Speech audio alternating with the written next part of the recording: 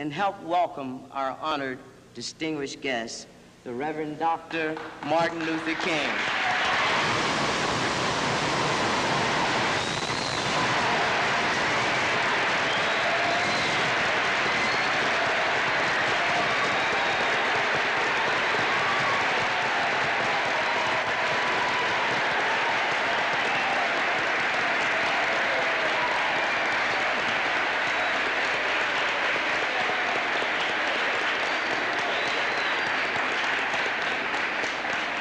Thank you very kindly.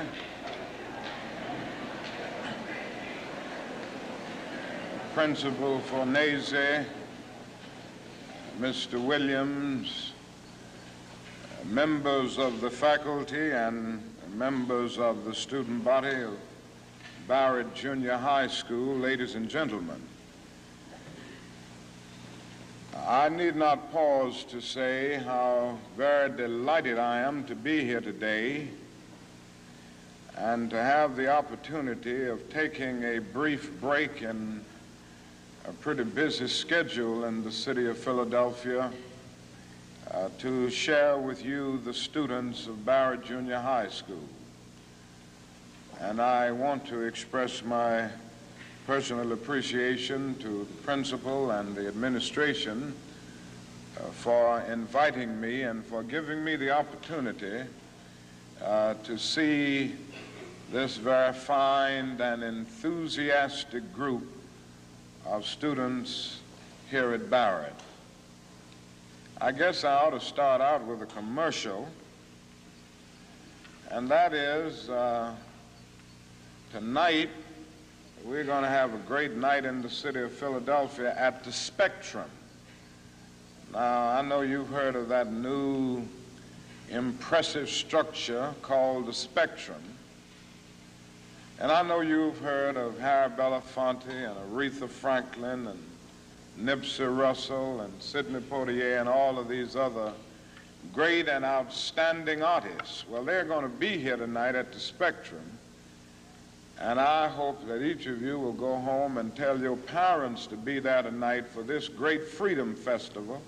And I hope you will come also, for it will be a great experience. And by coming, you will be supporting the work of the civil rights movement. Now that I've gotten the commercial out of the way, I'll move on and say some things that I want to say very briefly. And I'm being very honest, I'm going to be brief because I have other engagements. I don't have a tradition of being brief all the time. You know, I'm a Baptist preacher, and we can talk a long time. But I'm going to really be brief today. I want to ask you a question, and that is, what is in your life's blueprint? This is the most important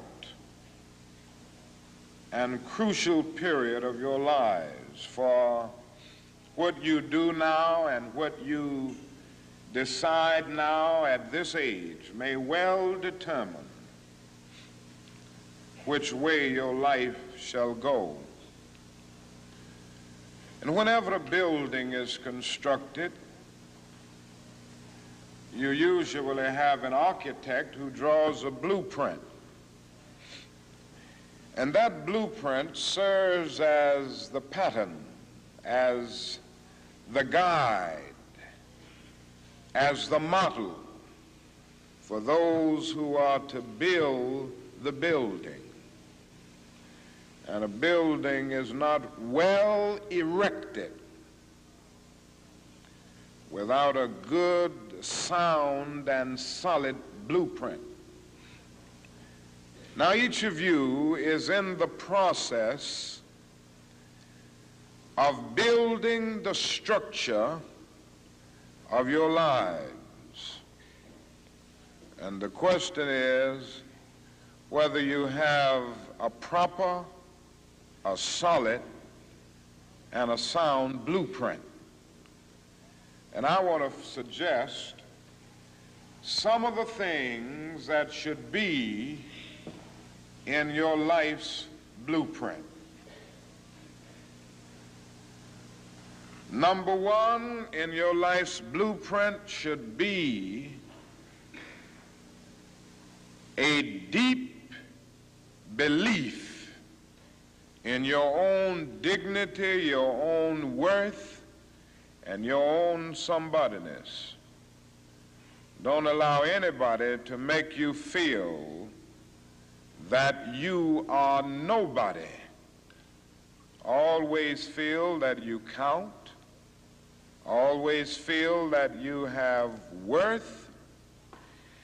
And always feel that your life has ultimate significance. Now that means that you should not be ashamed of your color. You know, it's very unfortunate that in so many instances our society has placed a stigma on the Negro's color. And you know, there are some Negroes who are ashamed of themselves. But don't be ashamed of your color. Don't be ashamed of your biological features. Somehow you must be able to say in your own lives and really believe it, I am black but beautiful. And believe it in your heart.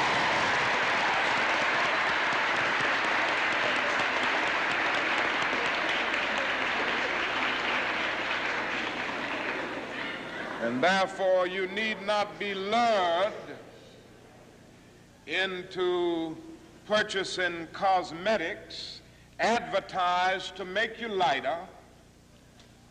Neither do you need to process your hair to make it appear straight. I have good hair, and it is as good as anybody else's hair in the world. And we've got to believe that.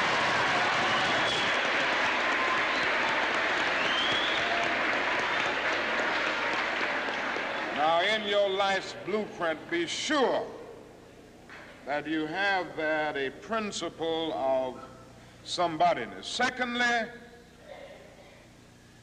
in your life's blueprint, you must have as a basic principle the determination to achieve excellence in your various fields of endeavor.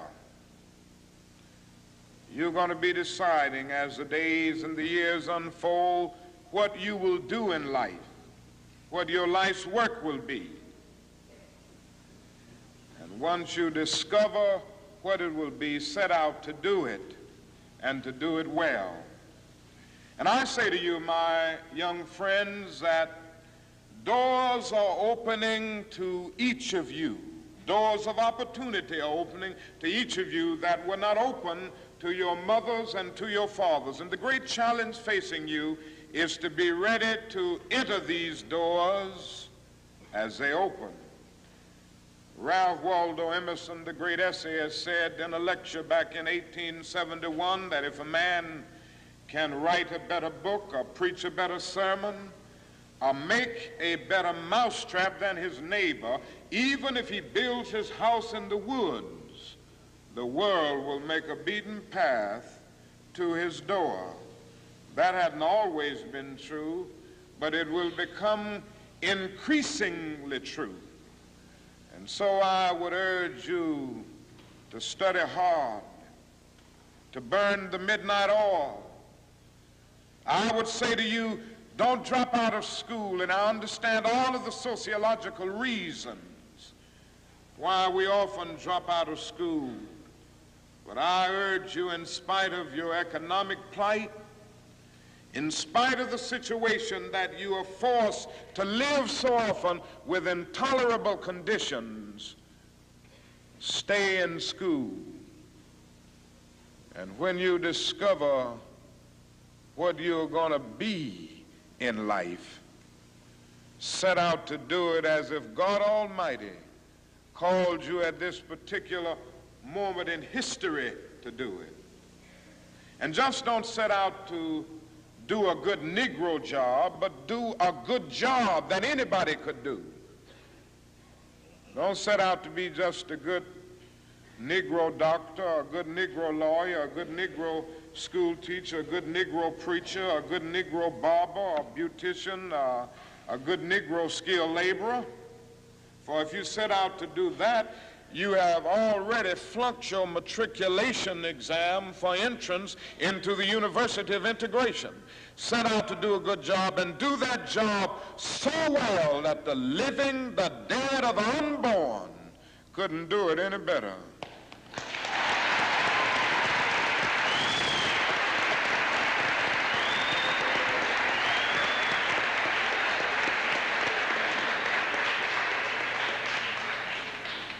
Falls your lot to be a street sweeper. Sweep streets like Michelangelo painted pictures. Sweep streets like Beethoven composed music. Sweep streets like Leontine Price sings before the Metropolitan Opera. And sweep streets like Shakespeare wrote poetry. Sweep streets so well that all the host of heaven and earth will have to pause and say, here lived a great street sweeper who swept his job well.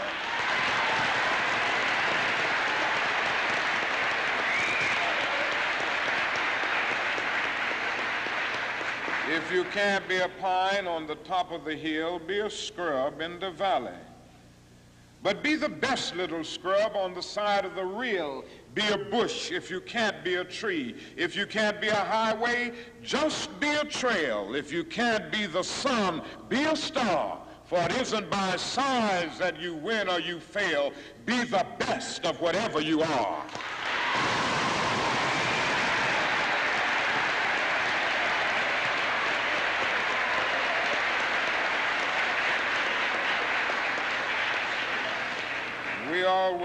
We already have some noble examples of black men and black women who demonstrated to us that human nature cannot be cataloged. They in their own lives have walked through long and desolate nights of oppression, and yet they've risen up and plunged against cloud-filled nights of affliction, new and blazing stars of inspiration. And so from an old slave cabin of Virginia's hills, Booker T. Washington rose up to be one of America's great leaders. He lit a torch in Alabama, and darkness fled in that setting. Yes, you should know this because it's in your own city.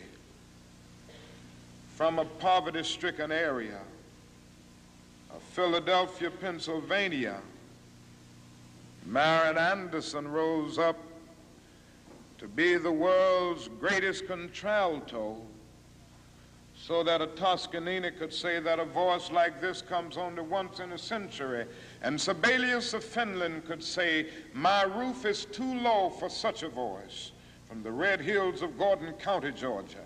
And the arms of a mother who could neither read nor write, Roland Hayes rose up to be one of the world's great singers and carried his melodious voice into the palaces and mansions of kings and queens.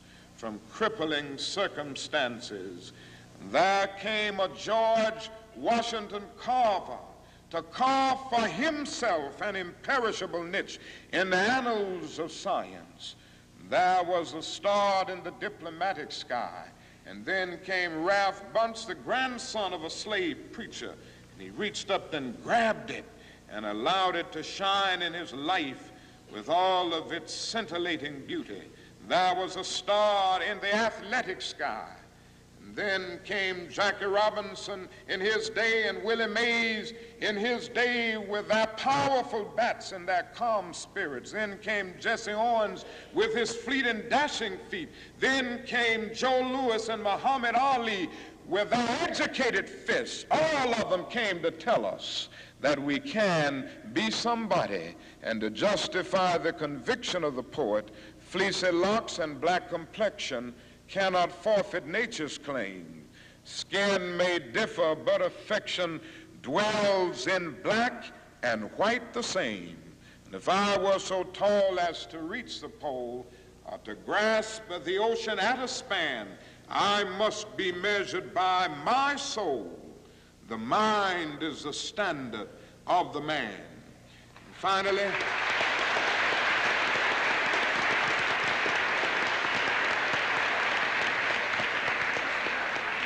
finally, in your last blueprint must be a commitment to the eternal principles of beauty, love, and justice. Don't allow anybody to pull you so low as to make you hate them. Don't allow anybody to cause you to lose your self-respect to the point that you do not struggle for justice. However young you are, you have a responsibility to seek to make your nation a better nation in which to live. You have a responsibility to seek to make life better for everybody. And so you must be involved in the struggle for freedom and justice. Now, in this struggle for freedom and justice, there are many constructive things that we all can do and that we all must do. And we must not give ourselves to those things which will not solve our problems. You've heard the word nonviolent and you've heard the word violent. I happen to believe in nonviolence. We struggle with this method with young people and adults alike all over the South, and we have won some significant victories, and we've got to struggle with it all over the North because the problems are as serious in the North as they are in the South. But I believe as we struggle with these problems, we've got to struggle with them with a method that can be militant, but at the same time does not destroy life or property. And so our slogan must not be burn, baby, burn. It must be build, baby, build. Organize, baby, organize.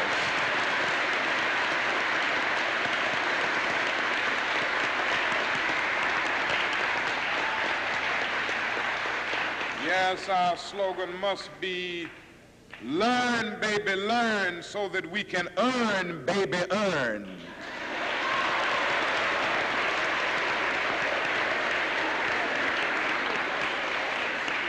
And with a powerful commitment, I believe that we can transform dark yesterdays of injustice into bright tomorrows of justice and humanity.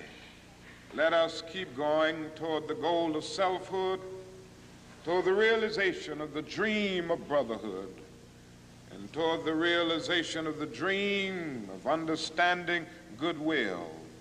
Let nobody stop us. I close by quoting once more the man that the young lady quoted, that magnificent black bard who has now passed on, Langston Hughes. One day he wrote a poem entitled Mother to Son. The mother didn't always have her grammar right, but she uttered words of great symbolic profundity. Well, son, I'll tell you, life for me ain't been no crystal stad. It's had tacks in it, boards torn up, places with no carpet on the floor, bare.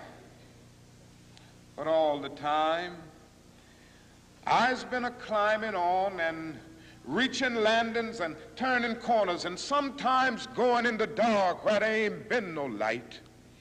So, boy, don't you stop now.